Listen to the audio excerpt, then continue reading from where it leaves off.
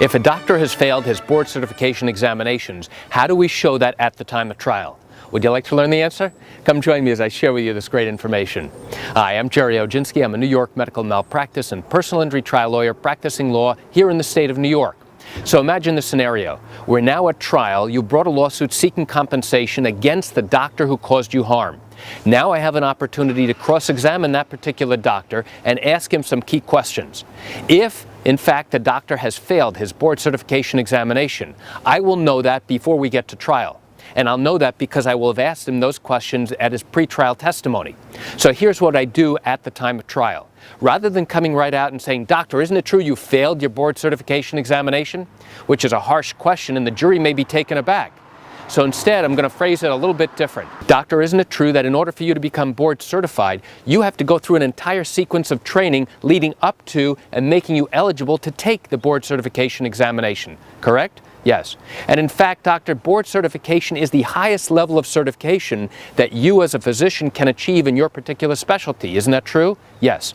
Now, doctor, in order to become board certified, you have to go to medical school and complete medical school for 4 years. True? Yes. And once you've completed medical school, you then have to perform a residency, an approved residency. Isn't that true? Yes. And that residency can take anywhere from 3 to 7 years depending upon the medical specialty. Isn't that correct? Yes.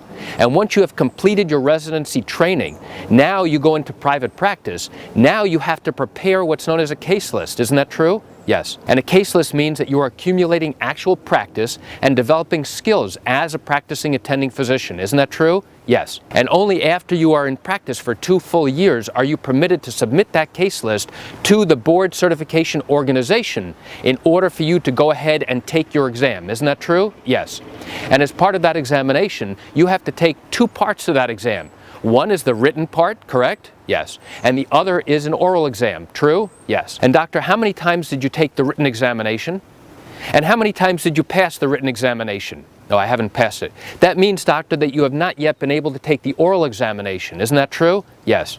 And without being able to take and pass both the written and the oral examinations, you will not have achieved the board certification that you need. Isn't that correct? Yes. Now remember, in New York, a doctor does not have to be board certified in order to practice medicine. However, the majority of physicians in practice today do go forward and take that examination. Why?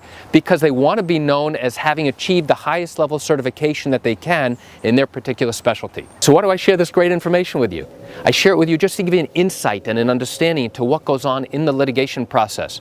You know, in no likelihood you have questions or concerns about your own particular matter.